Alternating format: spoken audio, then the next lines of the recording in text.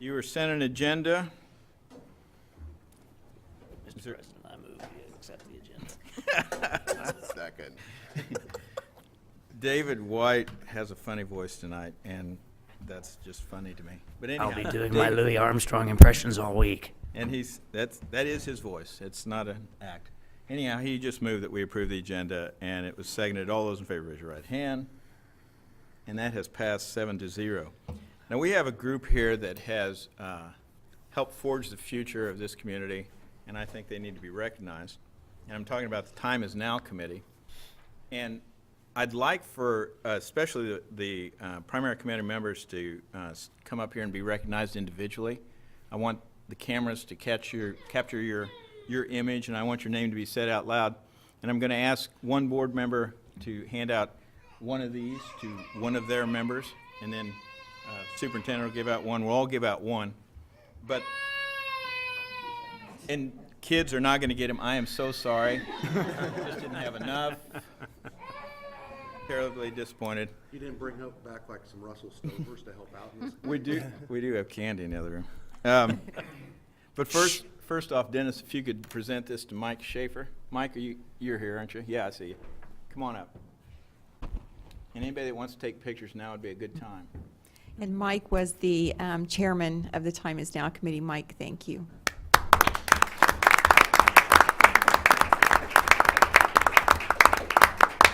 Is this our practicing for graduation? Yeah, it is. All right. Linda, could you present Brenda Fitzenmeyer with a token of appreciation? Brenda, There she is. come on up.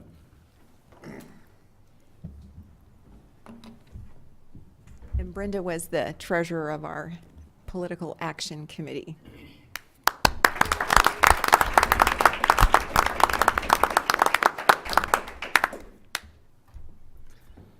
And Tim, if you'd be kind enough to present to Shannon Leonard.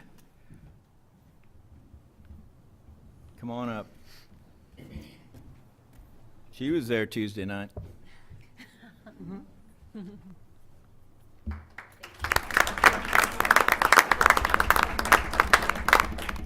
Shannon worked so hard and brought her kids to everything, and I'm sure your kids are glad we're done, huh?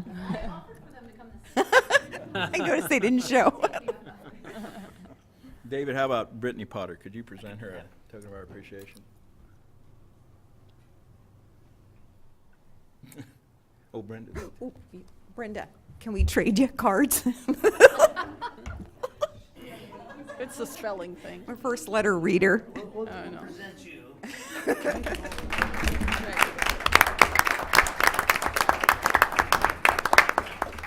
And congratulations, Brittany will be a new board member on USD Yes. 290 School Yes. Board. Yes, congratulations. That's well done. How about Susan? Emily Nichols is here. I saw her. Would you be kind enough to hand her our token of appreciation? Emily and Sarah were rock star partners in getting businesses downtown and everyone to join our cause. And the Sarah we referenced, Brian, if you could give that to Sarah Gollier. Yeah, I can remember somebody saying in a committee meeting, I don't think it'll fly with that auditorium.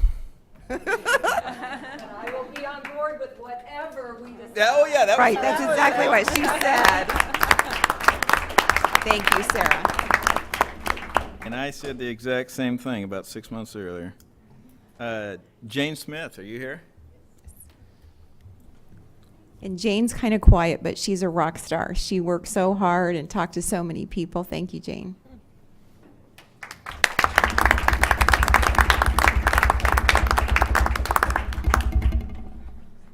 And we kind of saved the old guy for last. Dr. Stroh, if you could present this to Ron Spencer. You know, Ron took this issue on like it meant life or death to him, but my gosh, I honestly think that this gentleman helped us win this election. And so much deserved.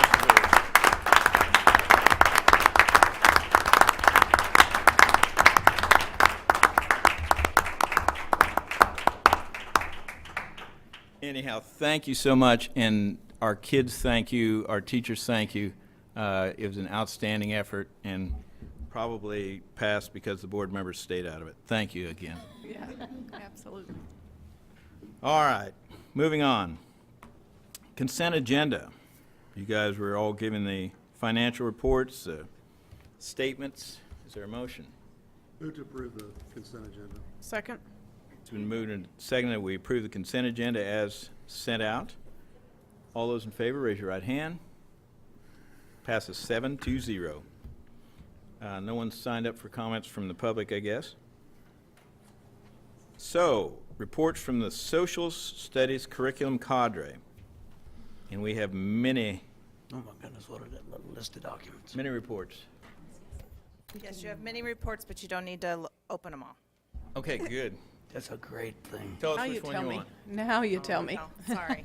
You should look at all of them. You just don't, we don't We're need not to gonna do look them at all all of them tonight. tonight. Thank you. Right. We wanted to make sure that the standards were in a place that you could look at them. Correct. And refer to them.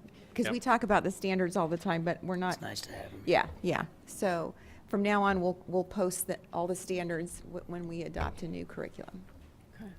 And with our social studies cadre, we started this, our cadre together at the beginning of the 2014-2015 year to look at our social studies curriculum and make sure that our curriculum is aligned with the new Kansas social studies standards that were adopted and we need to make sure we're implementing these.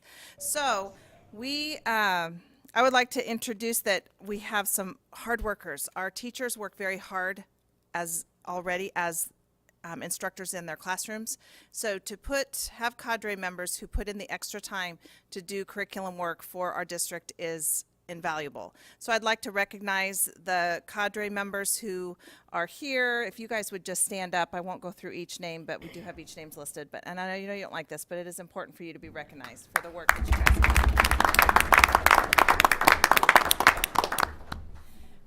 Our state doesn't always do great things sometimes. Really? Wow. But they did a really nice job with our social studies standards and with the resources that they made available for our teachers and for our schools. And so basically what the cadre did is we looked at what the new standards were, what the shift was in social studies, and with a document that the state created as a guideline, and then we worked from there. So we have a few people from our cadre that will speak towards different portions of the work that our cadre has done. So I'd like to start with Janet Messinger, who will talk about the shifts in social studies standards. Thank you and good evening. Hi there. Our new state standards and guidelines are actually done quite well. If you have a chance to look at them, it would be great. The shift in best practices and literacy expectations for the social studies standards is the process of applying foundational knowledge, not just rote memorization of content, to prepare students for the 21st century. It is vital that Kansas K-12 students acquire the ability to analyze, interpret, evaluate, and communicate at higher levels.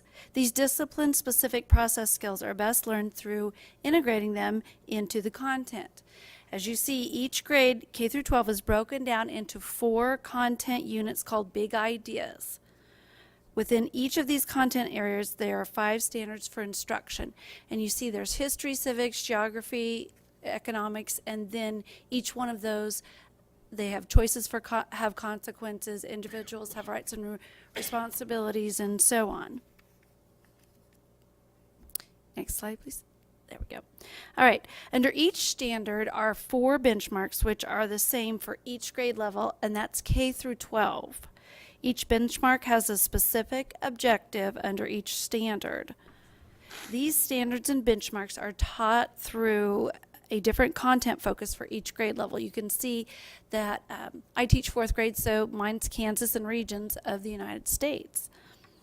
The state develops skills and sample compelling questions for each unit or big idea, and the essential questions are matched with each standard and content area. And what I like about this is the same throughout, K through 12. So I like that. And then each grade level has its own specific guidelines. Thank you. Okay. Nope, you're good. All right, so where we went with our journey with the cadre is the first thing we needed to do was build our cadre's knowledge on the social studies standards. And there's a strong focus with the use of primary and secondary resources. So we brought a consultant in, her name was Lori Rice. She did a fabulous job with helping us see the direction that we needed to go with making that shift. We also sent a couple of our cadre members to a Kansas-based workshop for our social studies standards, and they brought back information for us. Then it was important for us, especially with the time of really looking at our budgets carefully, is we wanted to look at what do we already have in place that we can use. Because with the social studies standards, it's about making those connections and trying to teach social studies, not necessarily in just a social studies block, but be able to possibly teach that social studies through our reading, our writing, or various other content areas. We needed to look at what do we already have in place that is going to meet those standards. So the second thing we did is we looked at our social studies standards and how they were connected to our journeys. What we found is that a few of the grade levels did a fabulous job, and a lot could be taught through journeys. Some of the other grade levels were not as rich in social studies content. So instead of just looking at a social studies basal, if you will, that will just encompass everyone, and we have lots of materials that maybe aren't being used, we made sure we wanted to look at what are the specific needs of each grade level and focus there. We also had some social studies materials that we already have that were somewhat usable. So we needed to look and analyze that current social studies material to determine what can be used and what do we need to supplement. With that, we brought in our representative for Harcourt Brace, and they showed us some new supplements, things that are updated, and the things that we might add to what we already have in place for social studies materials. Just a reminder, social studies materials are not our curriculum. So the materials are the tools that we need to use to be able to teach that curriculum. So what we began to do then we then moved on to professional development for our teachers of what is the new shift in social studies. And the largest shift is really focusing on those benchmarks and how are we teaching those throughout K-5 and K-12. But our job was K-5. Sorry, Dean. So we started professional development with our teachers with looking at those shifts and starting the conversations about what are the primary and secondary resources that you're already using. Then we began the work of we had representation from every grade level. So each grade level basically went through the documents that we had from the state, looking at our standards, and determined a scope and sequence, if you will, of their social studies curriculum with how are they going to teach those standards within each grade level, and what are the resources, whether it's journeys, whether it's materials from Harcourt Brace, whether it's trade books, whether it's online resources anymore. There's a lot of the Kansas Historical Society has a lot of resources available for teachers that are great in order to use as part of their instruction. We just have begun the process of entering social studies curriculum into BYOC. That will be a continuing process next year. We will also be looking at developing units or lessons for each of those benchmarks and get those into BYOC also. And then our final work for next year will just be to continue that professional development for the primary and secondary resources, instructional strategies, and connecting social studies to other content areas. Okay, next, yeah. Okay, and this I just updated, so I had it, I apologize for the change, but one of the things is just to really make sure teachers understand the difference between a primary and secondary resource, and for our students to understand that difference. Because anymore with assessments, we really have to have our kids being thinkers. And it's not just about telling what is this picture from or what happened in 1867, but it's about being able to take documents and determine, is this a primary resource? What does that mean? That was someone who was actually experienced that event. And what can secondary resources tell us? So here's a couple of examples of how we could use a primary resource and how we should be using what's happening in our own community to be able to help our kids see how that's connected to social studies. Thus the picture from the bond, which was perfect for our teaching standard 2. Good timing. Okay, and then Becca will talk a little bit about the materials that we have chosen. Hi. Through our analysis of materials, it was determined that much of our current social studies materials could still be used as tools for teaching the standards and benchmarks. We visited with Harcourt Brace representatives to learn of new supplemental materials that might be available. We were very selective in our choices as they met the need for particular grade levels, as opposed to purchasing an entire program that's a one-size-fits-all model. So, excuse me. It is important to try to connect our social studies content with other core content areas. Therefore, the use of leveled readers for some groups made it possible for students to be using reading strategies and learning social studies content. And as Amy said earlier, the Kansas Historical Society also has materials available that meet the content for each grade level. The Read Kansas cards are valuable and quality expository information for students and teachers to access. There are also various online resources through the Kansas Historical Society that will be beneficial for instruction. These materials will be purchased and are reusable at a one-time cost. Other materials are consumables that will be which will mean a cost for each year, and Amy will explain this in more detail later. Social Studies Weekly is one that I'm very passionate about. While it's considered a basal textbook, it actually is delivered every year in a newspaper format. What this means is that as things change, like election results, governors, mayors, whatnot, that can be switched and fixed with that next year's curriculum, but it's still the same material being used so teachers can use their lesson plans from year to year. We will also be doing traveling trunks through the Kansas Historical Society. These are tubs full of primary and secondary resources for particular grade level contents. Trade books, which are your chapter books, are a yearly cost because it might be beneficial to get more copies of a particular trade book that we find best meet standard content needs for grade levels. This is something that we need to use to make sure they meet our needs. So the spreadsheet that you have, you don't need to open up, but that lists all of the specifics of each of these areas. I've tried to bring it all together as a summary. So the one-time cost, we have the Read Kansas cards for all grades, K-5. We have Harcourt Brace, which is the supplements, and again, those are listed in that spreadsheet of the specifics of what we would be ordering per grade level. A resource book, which is using instructional strategies to teach social studies standards, and that would just be a couple per building to be able to use as part of their professional development. Library books. This is what Becca had kind of talked about with the trade books, that a lot of our standards could be taught through the use of trade books, which we can have as part of our professional library, where the kids wouldn't necessarily be checking them out, but they would be kept in a certain portion of the library for teachers so that they're available when teachers need them for instruction.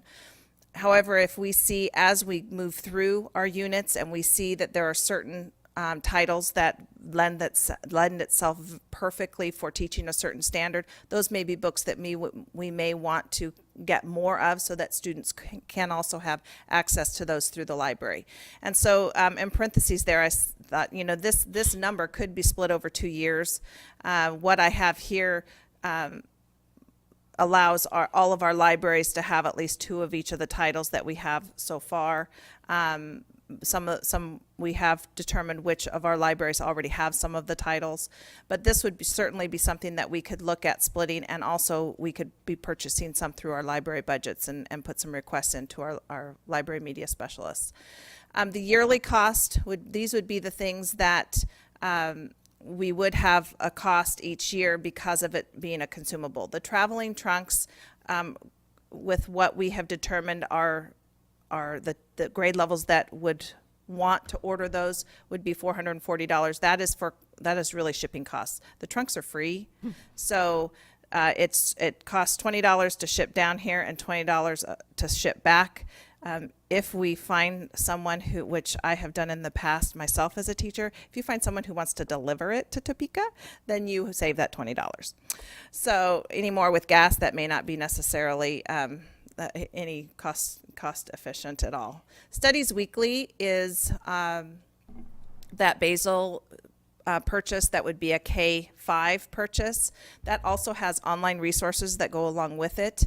But I wanted to make sure you noted that for this year, in the past, the district has purchased magazines for each of great teachers to be able to use within their classroom. Some of them are for reading, some are science. The teachers would get to choose which type of magazine they would want to use.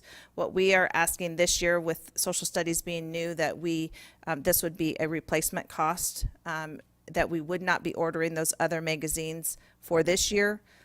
Make sure all of our teachers are using Studies Weekly the way it's intended to be used to teaching our social studies standards. And then next year, if we feel that we need to look at purchasing those, that may be something. But so for this year, in the cost of the district this past year was $7,280.27. So we're with kind of that adjusted cost then would just be $771. Fifth grade marketplace, I'll have Deidre talk a little bit about what that is, but that would be in exchange of Exchange City, which the district has purchased for our fifth grade. So the grand total then would be $30,640.58. Before we move on to questions there, I would like Deidre to talk with you a little bit about what that fifth grade marketplace would entail. Okay, so Kelly Sullivan and I found this entrepreneur project, and we've kind of tweaked it a little, but the idea is that we've been thinking the last few years that Exchange City hasn't been as beneficial as it once was, and it's expensive, $20, it's like $20 a person, plus the buses up and back, and we do a lot of the work here, so why not do the work here and have the marketplace here, and so we could take all year to do this. We would do things like studying businesses in our community, advertising, banking, investing. We'd still have our interview day, except that we would have kids, there's a business proposal in this project. We would have kids think of ideas for businesses that they could start. They would fill out this business proposal. As teachers, we would choose a certain number per school, and then those kids would be the manager of that business, and they would help our community members interview people, and then with the help of the teacher, they would hire people for their business from their class. And then those businesses would have to apply for a loan from the teacher, and the cost is for we figured $15 per business, and we wouldn't give them the money. We would have them figure a budget, how they would spend that $15 for the products that they need to make whatever they're going to sell, and then we would use our Walmart card or whatever to purchase those for them. Then they would make their products, and we could either have a marketplace during the day where the kids from the school came. We could have it in the evening so the parents could come, but they would then run their business and sell whatever their product is, and their goal is to pay off their loan. And we figured we would probably just use fake money and somehow decide who would get it and how much they would get. But that's our idea, and it might look a little different at every building. Some people might want to do it during the day and include all the students. Some people might want to just do it at night, but it could be different at every building. But we feel like it would be just as beneficial as going to Exchange City, and the same type of experience, that economics, how a business runs and what all the work that goes into it. So. Sounds good.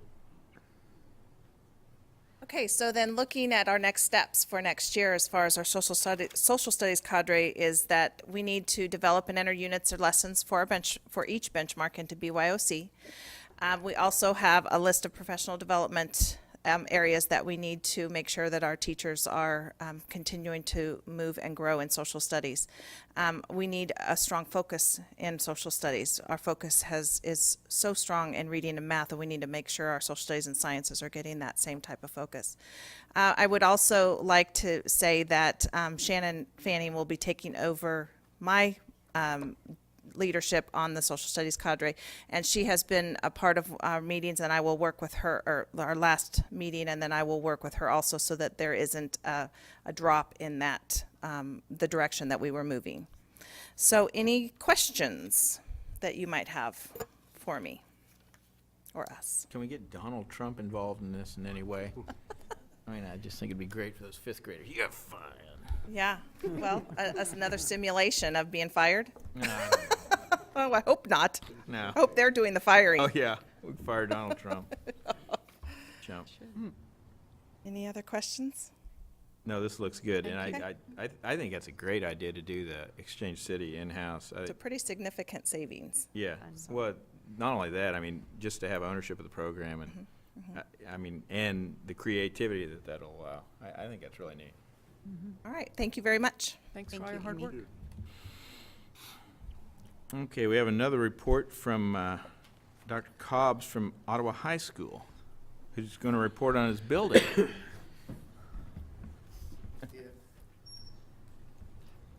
gonna bring my tea, 'cause we might be here for a little while. I'm just kidding. Can we do it all three, Doctor? The rules. Yeah, we're gonna do all We're three. gonna open all three. There maybe should just be two. I didn't see the names of all three of them up there. The one is the math. I just put that on there, and I'll talk about that. Okay, so we'll start with the building report if we could, not Cyclone Connect. There we go. All right, so we're going to talk about a couple of things with this, and ultimately what Dr. Stroh asked me to follow up on was kind of what we've done, where have we been, and where are we going. And so we started just with a mission and core beliefs, and this has not changed. It's really about building relationships with rigor and relevance and resulting in lifelong learners. Everything that we do comes back to this, and obviously you can see from our core beliefs that it's our job to educate kids, and we believe that we can educate all kids. So if Dean would move forward on the slides, or hand me something I can move forward on the slides so he doesn't have to go through this. Graduation rates was one of the biggest issues as we took over this position 3 years ago. And ultimately, you can kind of see a history of where we're at with graduation rates from there, going all the way to a low over the last 5 years of 72.4%. Last year, we got awfully close to 86%. We knew as we looked at the 5-year plan that we had beginning 3 years ago that the class of 2015 was going to see a decline in our graduation rate as we continued to progress forward. And that's predominantly because their freshman year, we saw a number of students who failed to make it out of their freshman year. So as we began this process of trying to get our students through, 2015 was going to be the hiccup. We knew that initially, but the fact that having a hiccup and we're still talking about an 84% graduation rate, or the possibility of an 84% graduation rate, I think really speaks volumes as to what our staff has done, that when we talk about a hiccup, we're still plateauing at a fairly high rate, especially in comparison to the rest of our Frontier League counterparts as well as the state of Kansas. So when we talk about not meeting the goals and expectations that we have and that we want to get to 90% when we're falling behind, still being at 84% or somewhere within that vicinity, give or take 2%, and the possibility is that we still we had, I think, 3 kids that just came back. So that rate actually right now is probably closer to 86% than 84%. We've got a lot of work still ahead of us with this class, and there will probably be a number of things that happen through May, June, July, August possibly. But the reality of it is that where we're at with graduation rates is far surpassing where we were at 5 years ago and the things that we're doing. So kudos to our staff and to our students for taking this head on and really being an activist and making sure that we get where we want to be. As you see, 2016, 2017 still have our students enrolled well over 90% and room for us to make that 90% threshold that we started, that was the goal when we started in 5 years. So 2017 is the year that our plan was to hit 90%. So we'll see what happens in the future. So new implementations as to what Ottawa High School will be doing next year as well as this year. Reading MTSS has been a program, and we'll talk about numbers as far as how this program has had its successes. But next year will be the first year that we implement it for all 4 levels, freshman through senior. Our assessment program, which we'll talk a little bit today, all assessments all in one day. This is a huge deal, keeping our students in the classroom where they need to be, and not spending a great deal of time and pulling kids out to do assessments. What we know happens is that when we pull kids out of geometry to take an assessment, there are also going to be freshman level students and junior level students in that same geometry class as we begin to test sophomores. So when we do those things, we're either holding back our sophomores because they're now missing out on direct instruction, or we're holding back our freshmen and juniors because we don't want them to have direct instruction that our sophomores don't get. So either way, any time that we have an assessment practice that we've utilized in the past has been a detriment to our students. In this program, every student is going to be assessing on the same day, and in the end, we basically take up 4 hours of class time to do assessments and get everybody done in one shot. We have been working on the structuring for behavior MTSS. We'll talk a little bit about where we're at with behavior in our building here coming up. But this is a huge process in what we've been doing. One-to-one has probably been the greatest change that we've made in our building since the current administration has taken over. And in the one-to-one PowerPoint that we have up here, you'll kind of get a better understanding of exactly how well it's worked in our building. Advanced Ed visit next fall. We have school improvement program that's coming in and taking a look at our building and the accreditation process that goes along with it. So that will be a big thing for us as well. We changed the transition program for our freshmen, 8th graders coming into our building, and we continue to modify how that looks, but that was another implementation this year, and we'll continue to change for next year. Move to late start was once again something that we've spent a great deal of time on, and we'll kind of lay that out as to how that's going to work.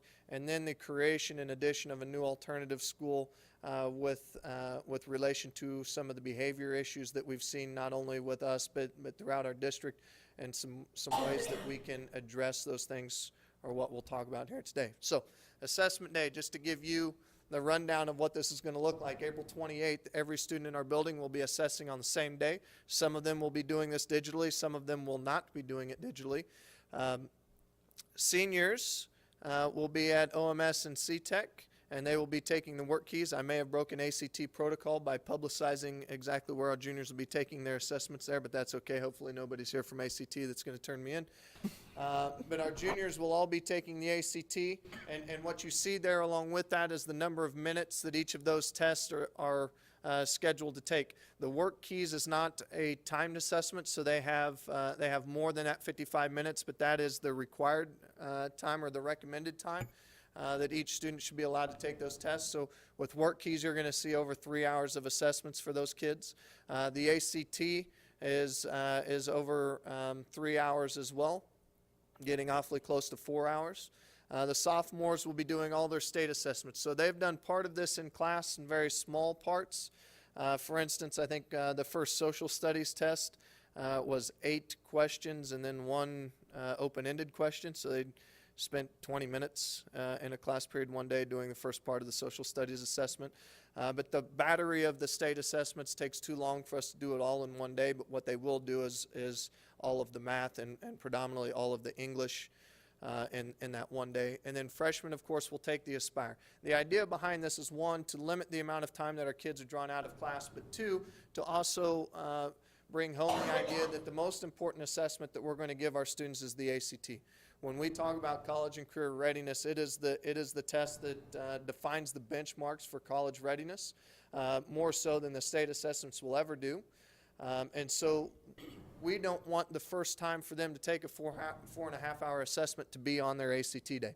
So when we begin to look at what we can do as freshmen with the Aspire, we gain a better understanding of how well prepared they are as freshmen and what we need to change in our curriculum in order to meet their needs. And then as sophomores, they once again have that opportunity to take a battery of assessments over a period of 4 hours to ensure that the next year when they take the ACT, it won't be the first time they've sat in a room for 4 hours. So a number of things happening with that assessment day to ensure that our students have the success that they need.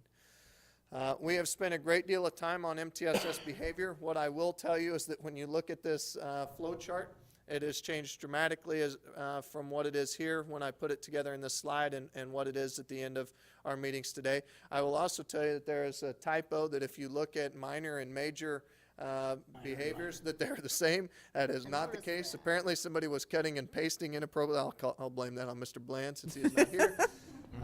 But the reality of it is that within that major discipline indicators, there is a separate list of what those things should be. So what this flow chart does is give our teachers a better understanding of what classroom behaviors they should be dealing with internally and those that then should result in an office referral, and once those things happen, how that flow chart works down. And then we get into Tier 1, Tier 2, Tier 3 interventions and how we deal with those children and those students. And subsequently, what we did today was really create a list of exactly what those tiered interventions look like and the things that we have available to us within our building. We will begin the structure and the implementation of MTSS behavior next year, and that will be a huge shift in what we've done throughout our building. Part of that began with this tardy policy pilot, and there was a great deal of success. You can see that the first quarter we had nearly 2,100 students late to class. And that's a lot. And you can see that after we created the pilot, we dropped almost 700 tardies, which is also very significant. 1,400 students late, if you want to put this into perspective, is each student being late 2 times over the course of 9 weeks. If it were that simple to equate, that would be great, and I would say, wow, that's really not that big a deal. But when you look at probably 300 of those students have no tardies, now you're talking about splitting those up between 400 students, and subsequently we've got to deal with those kids that are habitually late. So you can see that we've reduced every time, and this tardy policy was the beginning of creating a system-wide expectation of how we deal with our kids, and the expectation that every teacher will deal with tardies in the same manner and hold their students accountable in the same ways. And subsequently, we saw a huge decrease in the number of students that were late to school or late to class. Late start is another big issue that will be changing next year. So we move away from early release on Wednesdays, which had a number of issues for our students.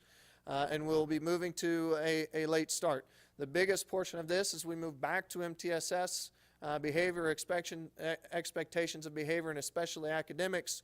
We know that this will not be a property right of every one of our kids. So just because you go to school at Ottawa High School does not mean that on Fridays you get to come at 9:35. Any student that does not meet the eligibility criteria of the following week will be required, or of that particular week will be required to attend school on Friday as if it were a normal day. So they will start at 7:45. We will basically have a 2-hour study hall for each of those students. We have a plan as to how that will be administered and what the expectations for those things are. But at this point, what we know is that Friday will be a normal day for at least a portion of our kids, and they will be expected to be there at 7:45. And hopefully this creates a couple of things. One, a place for those students who are not doing well academically to have a time that they can catch up and do the things they need to do. And two, motivation for those students who have the ability to not be on the eligibility list, but for whatever reasons find themselves on it, to maybe think that sleeping in every Friday morning is worth doing your homework on Wednesday and Thursday night, whatever it happens to be. So you see some consequences as we begin to work through this. As students choose not to come on Friday, we know that we're going to deal with some of that, but a lot of that will be as we go determining and creating different policies to see what works and so on and so forth. The alternative school is something we didn't have a name, so we just threw it up there because we don't really know what to call it as of yet, and we still have some work to do here, but here is the idea. We have the ability to house a more structured and distraction-free environment in which our students have the opportunity to learn. And what we know is that over the course of the last few years, we have suspended a large number of students within our district. And when we suspend those students, if our goal is to ensure that our students are college and career ready by the time that they graduate from Ottawa High School, what happens when we suspend students long term and they don't have the opportunity to come to school, we almost ensure the fact that they will not graduate with us. Very few of the students that have been long-term suspended have gone on to have a great deal of success within our building. Some of them are graduated, but very few of them have gone on to do the types of things that we'd really like to see them to do. So the idea of this program would be that we create an intervention for our kids long before they get suspended. So by looking at the point processes and the things that we have in place, and we'll talk about changes in handbooks and how we deal with discipline at a different time, but ultimately the idea is that when they get to a certain points, and we've looked at that point as being 15, that every student that gets to 15 points will meet with our student improvement team, and that team will make a determination as to whether or not the placement within our building as it currently stands with them is an appropriate placement for them, or if we need to make a social placement for them. Not every student that gets to 15 points has been a behavior problem. I mean, we think there are some very large point values that happen because of a fight or something. So some kids could get to 15 points with only having 2 infractions, and that, in my opinion, does not equate to a behavior problem. Simply means that we've had an issue that we need to address that may be fairly substantial. It's the students that get to 15 points that is a constant disruption, a constant things that are not changing behaviors that we really want to look at and see if we can provide a different avenue of education for, so that we do a couple of things. One, we don't get to the point where we're long-term suspending them. 2, we don't create a situation in which they continue to distract the other students in our building from the learning process. And 3, that we can create a more narrowed focus of what their academics will include, including a social skills program, so that we can better serve them in coming back to our school. So there are a number of things, and we have this outlined, and I'll share it with Dr. Stroh, and she can share it with you. But the opportunities this could provide for us and for the students that are showcasing some behavioral issues really could be a huge benefit, not only to our students, but to OHS, but to the district as a whole. We also had an OMS Shadow Day. This is what we talked about with our transition of students. All of our 8th graders came over for a full day this year, and this happened over the course of 8 different weeks, I believe. But each one of them was partnered with a mentor that shared a common goal as far as what they wanted to be in the future. So we looked at students that were involved in particular pathways. So an 8th grader said that they wanted to be a mechanic or something or other. We partnered them with somebody that was in the automotive technology pathway, so that they could see what those classes looked like, and so on and so forth. One of the questions that we get all the time about from our 8th graders transitioning over is lunch. How does lunch work? We're scared of lunch. We don't know what this looks like, so we made sure that they were there for lunch. We made sure that they saw hall changes and how we maneuver between classes, and so on and so forth. So throughout the day, I think what we got from our kids was it was beneficial, and our students liked it.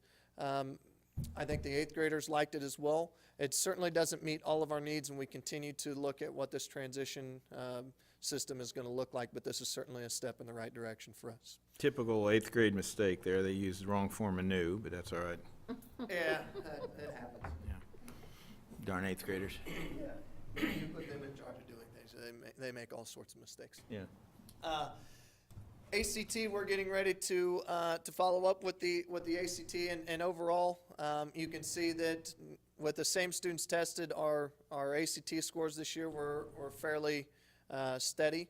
We dropped about a half point, but that doesn't equate to a great deal when you're looking at ACT scores. So basically the same ACT score. The real difference will be the percentage that will meet that benchmark, and that won't come out until later.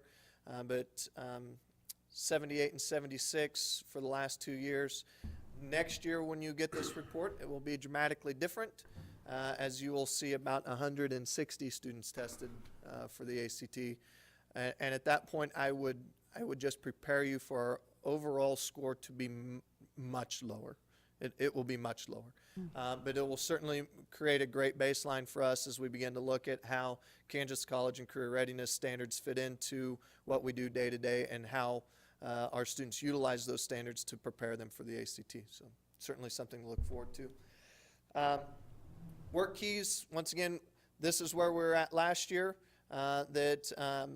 we tested nearly 500 students on work keys, and this was freshmen through seniors, and that 88% of those students met the benchmark for application of math, for reading for info, and 85% for locating for information.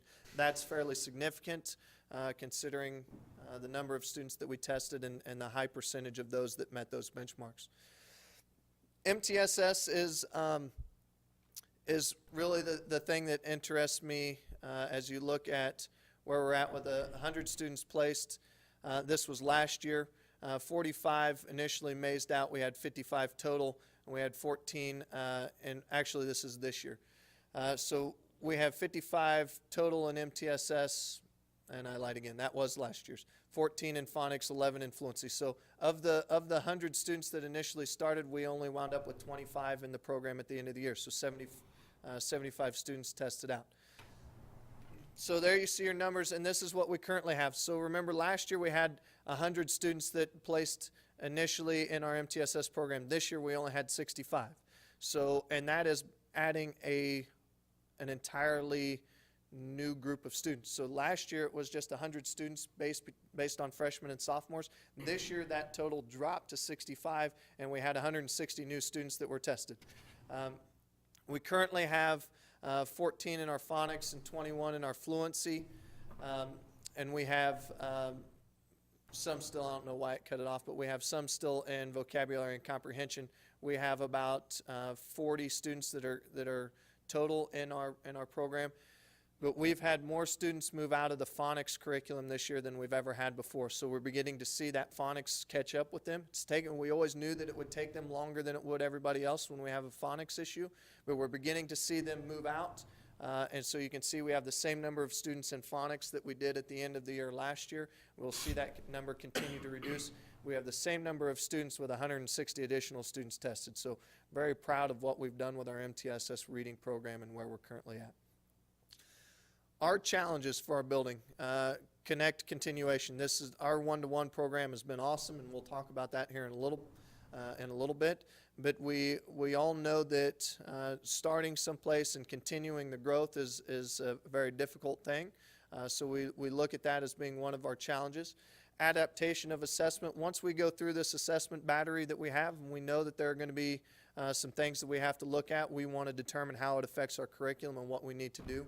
We still have an issue with transiency. This is something that we've yet to get a grasp on as to why we have such movement within our district. I think I have an idea, but there's no way that I can prove it. But we do think that bond proposal change, Cyclone Connect and one-to-one, the things that we've done within our building has reduced our transiency. We've seen less kids leave our building this year than we've seen before. We've seen a number of kids come in, but we do have less students that have left, which is a positive thing. Attendance, specifically with suspension, is still one of our challenges, and we think that we've addressed that in a number of different ways. And then, of course, behavior and the implementation of MTSS, all of those things. Okay? So, if we can go to one-to-one, and we'll talk about what that is here real quick. Oh, look, I'm not. It's like I've only been here for 3 minutes.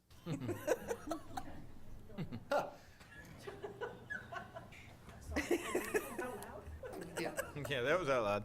All right. So prior to this presentation, we did a survey of our staff, and I think we had 42 staff members participate in that survey. And this is what we found. Of those 42 staff members, 52.5% are utilizing their Chromebooks for an academic purpose daily. This is much greater than what we would have ever expected, especially in the first year implementation.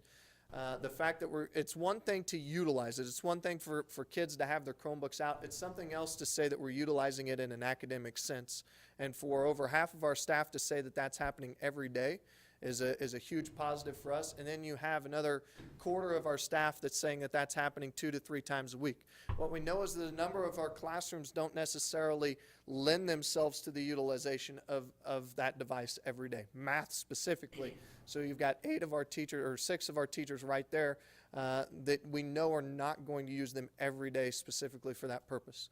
I have another 15% that's once per week, and then you look at the 7.5% that's less. I don't put that, the bottom part on there to be negative about anything in any way. I simply want to use it as a positive to show that how much we're utilizing the device. That we have 3 staff members who utilize the device less than daily, or less than once a week. Okay, so 2 of them are fine arts, which are band and choir teachers. So, I mean, you knew from the get-go that those 2 teachers were not going to utilize them every day. So when you think about the amount of our teachers that are truly utilizing the device, it's been very significant, and we're very proud of their utilization. When we ask them what they need more knowledge and how to use it and time to learn. I mean, that's certainly something that we knew was going to happen. More familiarity in setting up a web zone. That's why we have Lori Hauer, and she's done a great job. We certainly wouldn't have the success without her. And then we get into some things specifically that would help individual teachers. So this one is obviously from one of our fine arts teachers, access to sites related to music. They want research-based sites, and so once again, those are the things that we're looking at. Better audio for tutorials. That's just a Chromebook thing, and that's probably not going to go away. But as we see technology improve, we're going to see those things improve as we move to next devices. And then, of course, once we have Math Excel and My Math Lab in place, Math department will be using them almost daily. So we'll kind of show you what Math Excel looks like here shortly. We wanted to know about instructional change and what's happened with our staff. 80% of our staff feel that the Chromebook has changed their instruction. And of those that feel it hasn't, 4 are fine arts. So once again, those classes that we knew it wasn't going to affect a whole lot, we weren't going to see. 2 of them are career and tech ed. And so when you begin to look at those hands-on classes, we knew that it wasn't going to change instruction a great deal. 1 math and 1 science. The math teacher, I will just tell you, is one of the math teachers that piloted all the instruction, and her class was already there. Her class was already digital, so the Chromebooks did not change what she was doing, simply provided a different avenue. So that was one of the things that she wanted me to make sure that people were aware of. The CTE is in part due to they have a lab. So some of those CTE instructors have utilized those labs. They can't utilize the Chromebook, so it hasn't changed their instructions. When you look at our AV communications classes, journalism yearbook, as well as graphic design, none of those things are happening. Or with CAD, none of those things are happening on their Chromebooks, which means that their instruction and the way they've dealt with kids has not changed because they still have to have a lab in order to do some of those things. This is what teachers have said about it. There's more accountability per student and the instructor. So students are holding teachers more accountable because they have access to everything. They can show a number of different things. Students are holding teachers teachers are holding students more accountable because they have access to everything they do. They have access to their drive. They have access to their email. They can see it all. Research, people thinking outside of the box. Lessons available 24/7 online. The technological activities that our students have done has increased a great deal. So you have all of these things that have really changed the face of what we do academically in our building. There are still a number of challenges, and that's there are so many things out there, it's difficult to find the exact thing that they're looking for. But once again, Lori has done a great job of making sure that that's happened for our teachers. There are still some internet issues. These are not major things, but these are the things that take 5 seconds that sometimes irritate our kids. You know, they want to be able to walk into a classroom, open up, and be just fine, but sometimes they have to re-log in. There's no getting through that. It's just the way that it is. Sometimes grading student work takes longer than what it used to. When you had this stack of papers you could go through and you had this system of going through it, but now doing it digitally sometimes takes more time. Mr. Grell has a great opportunity for teachers next year to possibly have different staff devices that would help them through that, so that we can have 10-point touch on staff devices and make sure that we have all of those things. So working through the drive, understanding the systems, all of those things are the challenges that we continue to face, but for the most part those challenges are minute and certainly not taking away from the positive things that we've done as a whole. These are the things that teachers have talked about wanting to do in the future. All of them are about expanding what they've done, and you see there The textbook adoption is from social studies. And you talk about games and flash videos to show at different levels the things that we can add. And Math Excel is certainly going to be awesome when you see what Math Excel can do. And I'm probably not the best person to show you, but we will kind of see a little bit of what it can do. So the question finally was, have the addition of Chromebooks been beneficial? And 87.5% of them said yes, and that is 35 out of the 40 teachers that answered that question. Those that did not, once again, this is not necessarily a negative, but this is looking at the positive. 3 are fine arts, which their options to utilize them have been minimal because of the limitations of our device. One of them is math, which is said from the get-go that once Excel is in, they'll utilize it every day, so we know that that's going to change. And one is science. When we start talking about of all of the core instructors that we only have 2 that haven't necessarily seen the complete benefit of moving this, that's pretty positive and it's pretty powerful. So we're really excited about what our teachers have done, and we know that that Lori and everybody else that's involved is going to get all of our teachers on board and do the things that we need to do. And next year when we do this, I would imagine that 100% of our teachers will say yes, it's beneficial, especially as we adopt different materials for our curriculum. So if we could pull some things up, and let's pull up Math Excel here real quick.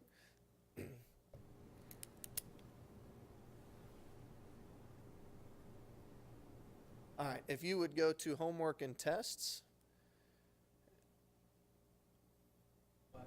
Don't be blopping the pop-ups.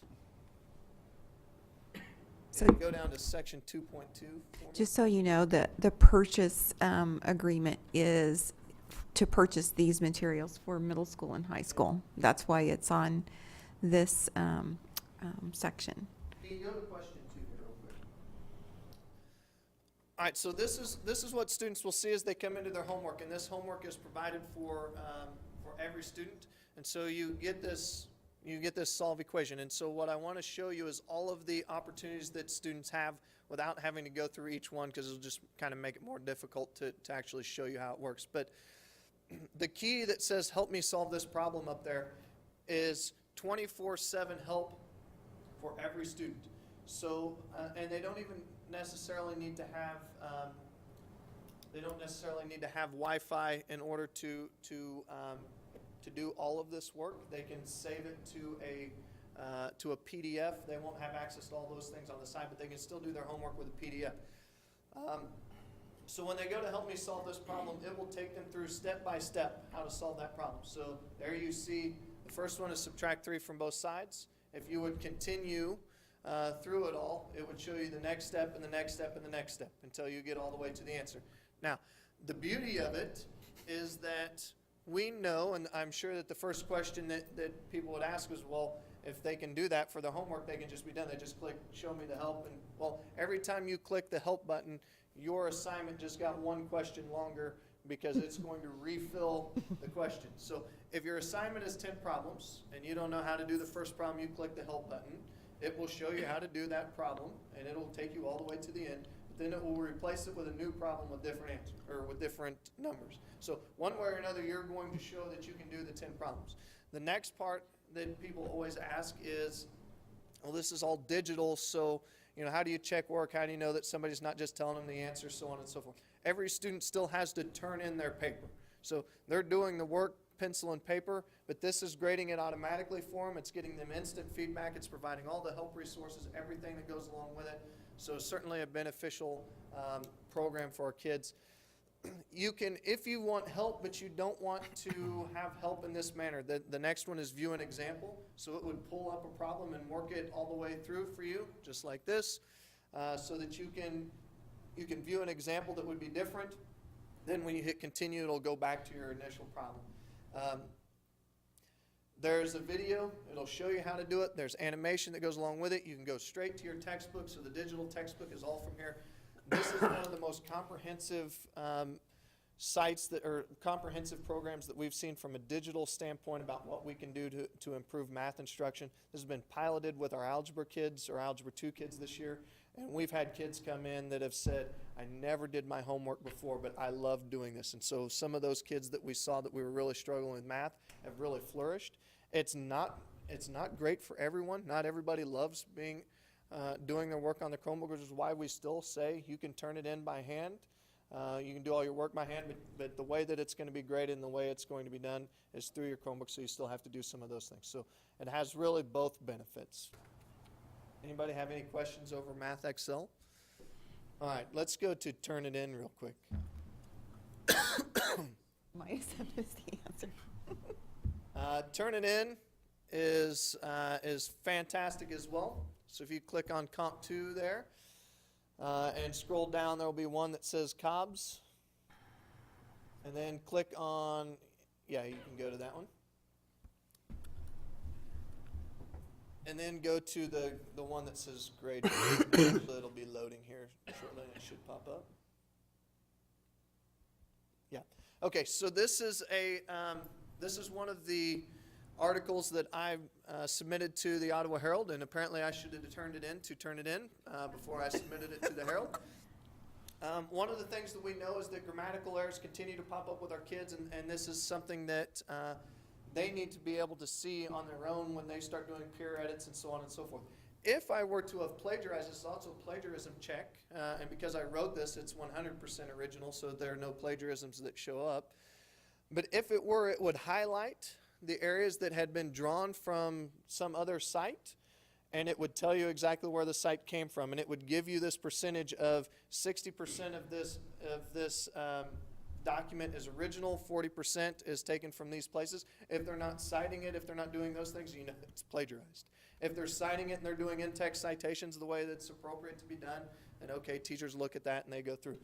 So the beauty of Turnitin is that it will grade grammatically. So if I wanted to get the grade on this, and if I had the options set up, Ms. Flax could go in and actually provide a grade. A lot of them are article errors, which is just about the way that I utilize the verbiage in the words. That's not necessarily wrong. It's just depending on the settings and so on and so forth. So you'd have to go through each one of those things and see what it is. But every student has access to this, and every document that we turn in our building is saved through Turnitin. So let's just say that Dr. Stroh, as a junior, turns in her research paper, and 3 years later another student gets a hold of, maybe her sister, turns in the same research paper. The beauty of it is if it's turned in through Turnitin.com, it will be right there. We will know what it is through everybody in the nation or in the world that utilizes Turnitin.com. It will also pull from every website out there. So the ability for us to determine who has plagiarized and who has not plagiarized does a couple of things. One, it makes it very easy for our teachers to check. Two, our kids know don't do it. They know that if they do it, they're going to get caught. So they have to submit it to this. They will actually get something that tells them that they've plagiarized long before it comes back from us. So they can submit to kind of check and see where they're at with it before actually turning it in for a grade. So Turnitin has been a huge positive and something that our English staff, as well as all of our other staff, nearly every department in our building is utilizing Turnitin at this point. The last one is the textbook from social studies. If you scroll down to the bottom, there should be one with like Nelson Mandela on it or something or other.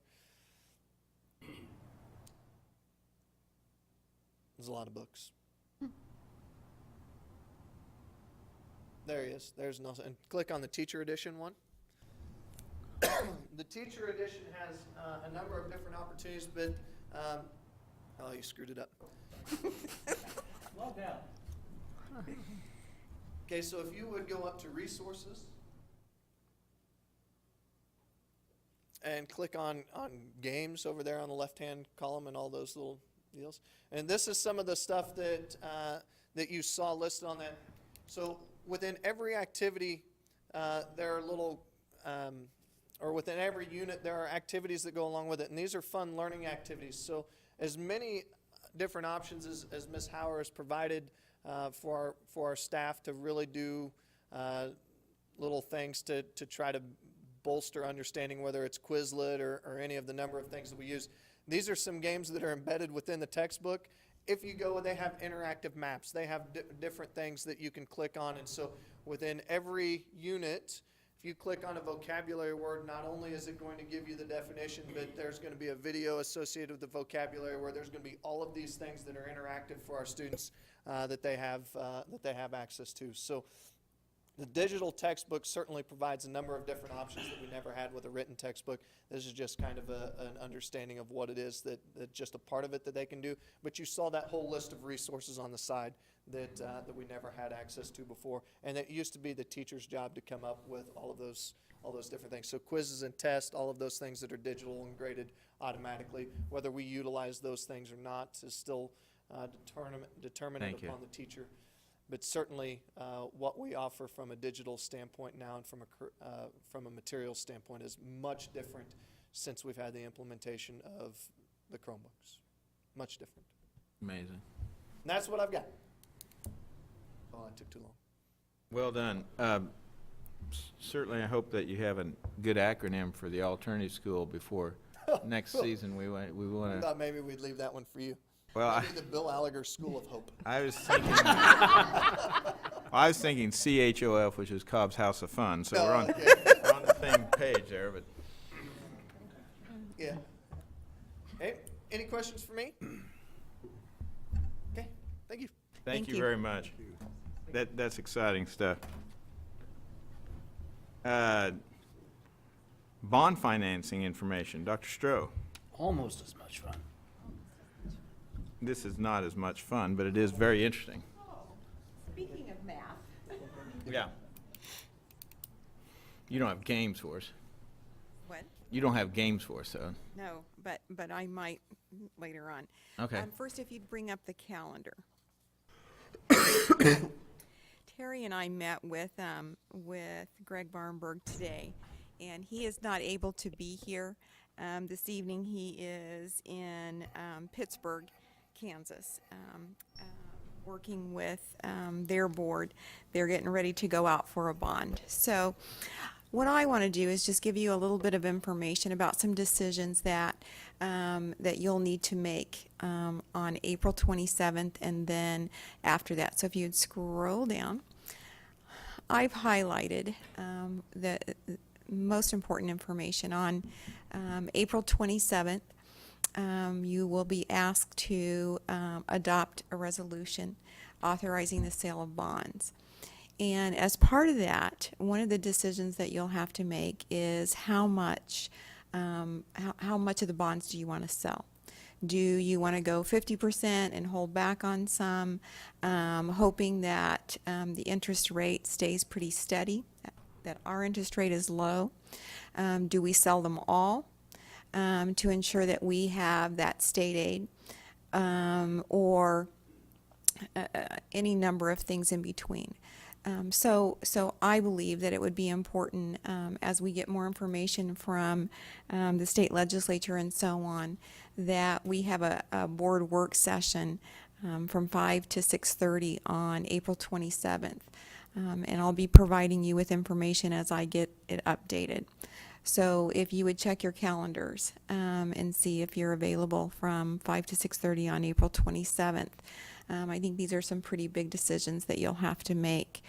Some of the things that come into account with deciding the bond sales and all of that is House Bill 7. In Section 72, it states that the bonds have to be sold in order to take to continue our 42% state aid. But the intent apparently was that as long as the bond issue was passed by voters, that that districts would receive that state aid. So what is happening now is Dale Dennis is working with the legislature on a cleanup bill, so that makes a lot more sense. It's believed that that was the intent, that whoever wrote the bill just kind of messed up, much like last year on House Bill 2506 with the capital outlay bill. So that too is also being fixed. But we'll need to watch that, because the decision you make in terms of how much of the bonds you want to go out and sell and so on will depend on if that fix-it bill or clean-up bill, whatever you want to call it, clears up Section 72 of House Bill 7. And the reason that's so important is because it could mean for us up to $800,000 in interest that we have to pay. Right. So we want to sell our bonds in such a way that we have proceeds to invest, but we're not paying interest for a very long time. But we'll have to look, make sure that everything's in place. And Greg Warrenberg is fantastic, and he will certainly help us with that and continue to give us information with regards to what he feels like we should do. So then you'll see as we go down and on that calendar, on May 11th, we'll lock in our interest rate. There's information also posted in this particular agenda item that shows you that the interest rate lately was 3.45. I believe Greg quoted us 3.85 when he built this package for us. So we're still under that, and so we don't have any worries there. So what we want to make sure that we do, unless this cleanup bill happens, is close on our bonds before June 30th. So that's the information that I really wanted to give you and to ask you to put on your calendar a work session on the 27th. And I'll continue to make sure that I get you information as I get it from Piper Jaffray. What questions do you have? Before we look at phasing the bond issuances, what's going to be the time frame of the construction process? Because we don't want to lose the 42 or 45%. And that's a big risk depending on our lovely state legislators. What's the drop dead date? Let's just say hypothetically, as we look at a May the 11th as a bond sale, we make a decision that we only do half of it at that point and then half later on. If the legislator changed quickly, could he go ahead and issue the other? If we issued 30 million, could we issue the other 33 million by June 30th to be able to keep the 42 and 45%? Because that's a big risk at this point. It is a big risk and a big concern. And if I feel like if we the risk of losing that 42 to 45%, because it's projected that our state aid will go up to 45%, it is much higher than having to pay that interest. He told us today that we can sell the bonds and it'll take about 4 weeks. So we hope to have a lot more information by April and get that all cleared up. So yes, thank you. Other questions that you have? In terms of phasing, we have a meeting with DLR on the 22nd. And we'll begin to work on phasing and so on. Probably the first projects that we will do will be the safety and security, and hopefully begin sometime late summer with those kinds of things. What we know they can do during the entire year is build our new elementary school. Of course, we'll need some tests done and research and so on to determine what the site will actually be for the new elementary school. At the high school, we'll have to work on phasing in terms of when we work on the interior of the building and when we build the new construction on the outside. I don't think that it'll be a little uncomfortable. It'll be a little bit of a challenge for the science wing and for the Performing Arts Center, and even more so for the administration offices out front. But it's going to be a very big challenge for the career tech ed because those aren't programs that are easily moved to another building or whatever. So we'll be talking to them about phasing those kinds of programs and how we do that and how long it will take and so on. So lots of fun and excitement ahead. Other questions? Any rough estimate on when you would think the new elementary school would be completed? Just approximate? Well, what we're being told now is it's 2.5 to 3 years for completion of everything. So I don't know exactly what that means, but 100% will be done in 3 years. So, yeah. All right. Questions? Other Thank you. questions? Thank you. Board reports. Board members. Anybody have anything they'd like to share? I attended the high school site council where Dr. Cobbs went over several of the things that he just presented to you guys this evening, so it was well received, and I think they're really excited about their one-day testing extravaganza. Oh, yeah. That's amazing. That was amazing. And we had middle school site council last week, so attended that. Okay. Anybody else? If not, item 7.01, Board of Education self-evaluation. Well, we're doing great. That takes care of that. Oh, no, wait, we have more to talk about. So let me just explain. I know a couple of years ago, one of the desires of the board was to have a self-evaluation instrument. And so I wish I could say I made this up, but what I did was some research and kind of combined some of the work of the National School Board Association and the Alpine Governance Group, I think they're called. They do coherent governance. And this is what I came up with. And to tell you the truth, my main concern, beyond just the outcomes, was to get it in terms where it wouldn't be overwhelming or information that wasn't useful. And so I tried to make it one page. So what I would, What she's trying to say is she has to make it easy for us. I'm a kindergarten teacher at heart. Right. So I would be happy to, I would be happy to change or modify any of those 12 items, if you like. I think it's a good document, and I think it's good that we rate ourselves as well as our fellow board members. I think it's, for a one-page thing, this is well done. And it's the items, I mean, many of the expectations I would think we should be covering.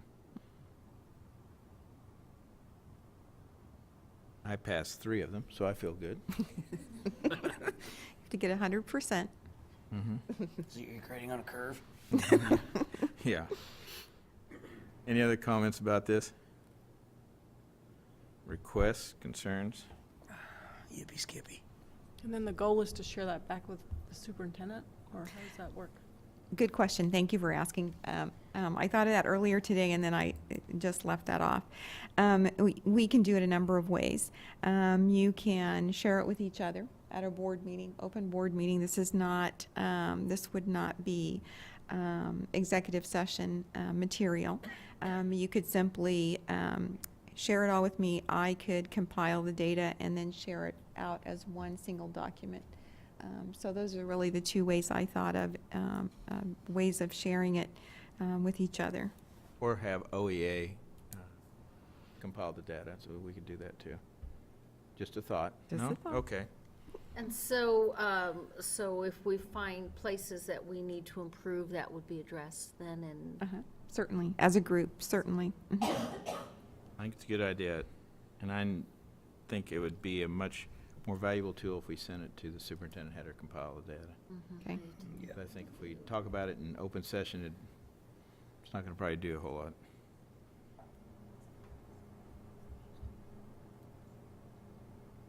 Move ahead with this? Okay. I think so. So you need a motion to approve. I would accept a motion to approve. So moved. Second. It's been moved and seconded. Is there further discussion about self-evaluation? It'll be due when? June 8th. And I'll remind you in the board update. Thank you. All right. All those in favor, raise your right hand. Post same sign. Was that a for or against, David? You can make it either way, whatever All right. makes you happy. It's like 6.5 for and 1/2 against. There you go, that'll work. All right. Thank you. Negotiations We do don't not need- need. Personnel do not need, but we do have a personnel list. You were all sent that. To approve the personnel list as presented, it was very busy this month. well, it Yeah. was. Yes. New hires and some resignations. It's been moved and, was it seconded? Linda's seconded. No, I was just saying, since my computer Did you froze have a up and I second? If gave not, it I'll to give it to Dean you. all afternoon, a whole bunch has been added. David's voice is getting better, so we'll take his second. It's been moved and seconded to approve the personnel kept my mouth report. All those shut. in favor, raise your right hand. Motion passes 6-0. Oops, sorry. Announcements. City County USD meeting is on Wednesday at noon at the county annex. Honors Banquet is on Wednesday also, 6 p.m. at the high school. The after-school science fair is at Garfield on Thursday afternoon, 4:45, I believe it is, on April 16th. And then board work session on April 27th. And I would just encourage you that if you have questions about financing and so on, please forward them to me, and I will make sure that that Greg gets those questions. That's good. Are we having a legislative coffee before legislators go back to? I haven't heard. Does anybody know? I haven't heard. It was left up in the air It was. at our last. Yeah, I haven't seen it in any of the chamber I haven't either. circulars. I just know around the state, several are starting to have their own little coffees. and Mhm. this. I didn't know. I haven't heard a thing. Okay. Is there a motion for adjournment? So moved. Been moved and seconded that we adjourn. All those in favor, raise your right hand. This meeting is adjourned, 7-0. Thank you.